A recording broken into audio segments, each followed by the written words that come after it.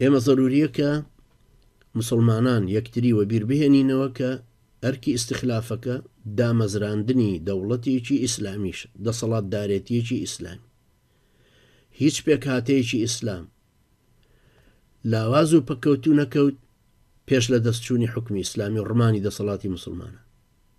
کاتێ حکومەتی ئیسلامی پایەدار مابوو، هەموو پێکهاتەیەکی ئیسلام سەلامەت بوو، لە عەقیدە، لە فکر، لە زانستە شەرعەکان، لە مەدارسە جیاوازەکان، لە فرەدیدی، ئەو هەموو دید و تێڕوانینە جودایانە، عەقائیدی، فقهی، سۆفی، هەموو جۆرەك لەو اختلافاتانە کە هەبوو، چونکە ئەوەی کە هاتبووە سەر حکم ڕۆی بۆ فرەدیدیە هەبوو.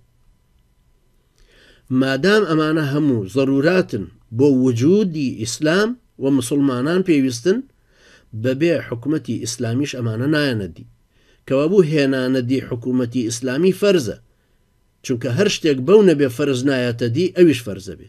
ما لا يتم الواجب إلا به فهو واجب. کەوابوو هەوڵدان بۆ دامەزرانەوەی دەسەڵاتی حکومەتێکی ئیسلامی فەرزی عینە لەسەر تاکتاکی مسلمانان. پاراستنی ئیسلامەکەی پێوەیە، پاراستنی مافی مسلمانان و مقدساتی مسلمانانی پێوەیە. کەوابوو ئەم فەرزە پێویستە لە بەرچاوی مسلمانان ڕۆشن بێ. هەوڵدان بۆ دامەزرانەوەی دەسەڵاتی حکومەتێکی ئیسلامی فەرزی عینە لەسەر تاکتاکی مسلمان، چونکە فەرزی کیفایە خۆبەخشانە نامێنێ ئەو کاتی تر بە خۆبەخشانە نایەتە دی. ئێستا کۆمەڵێک مسلمان لێ ببڕێن و بۆی دەوڵەتێکی ئیسلامی دروست بکەن ناتۆتە دی. کەوابوو کارکردن بۆ دامەزراندنی دەوڵەتێکی ئیسلامی دەسەڵاتدار فەرزە لەسەر هەموو مسلمانێک. کە ئەژڵین دەوڵەتێکی ئیسلامی مەرج نییە تۆ وا تەسەورکەی ئەبێت دەوڵەتێک بێت لەم سیستمانەی کە هەیە ئێستا، دەوڵەتێ بێ ئومەمی متحیدە اعترافی پێ بکە. تالیبان ئیمارەتێ بوون دروست بوون، ئیدارەی دەوڵەتێکیانە بەربەڕێوە، گومانی شیتیانی ئیسلامی بوون، سەرەتاشیان بوو بۆی کە وردە وردە فێر ببن چۆن ئەتوانن سیستمێکی ئیسلامی سەر لە نوێ بێنەوە پێش و دای بمەزرن. کەوابوو ئەبێ ئەوەمان لەبیر بێ کە ئەسڵ لە پەروەردەکردنی مسلمانە ئەوەیە کە پەروەردەیەکی کۆمەڵکاریانەیە ئەگەر چی بە تاکیش پەروەردە بێ. ڕەسەنەتی مسلمانیش لەوایە کە ئەتوانێ کۆمەڵکارانە بژی و خۆی لەگەڵ کۆمەڵکارەکانی ترا بگونجێنێ.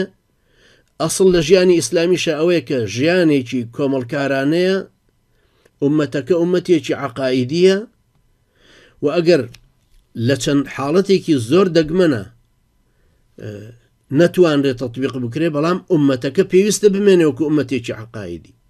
دەوڵەتەکە ئالیەتی تەنفیزکردنە، الذين إن مكناهم في الأرض أقاموا الصلاة. کەوابووە بێ مسلمانان هەموو زەیان کۆمەڵکارانە بەرەو ئەو ئاڕاستەیە بەگەڕخەن کە هێنانەوەی حکمێکی ئیسلامیە، بەدارالئیسلام کردنەوەی کوردستانە، لادان و ڕادانی حکمی تاغوتە، حکمی کوفرە و دانانەوەی شەریعەتی ئیسلامە بە سەروەرەتی بە دەسەڵاتی باڵا لە ناوچەکەیە کە پێویستە یاسا و دەستورەکان لەوێەوە وەربگیرێ.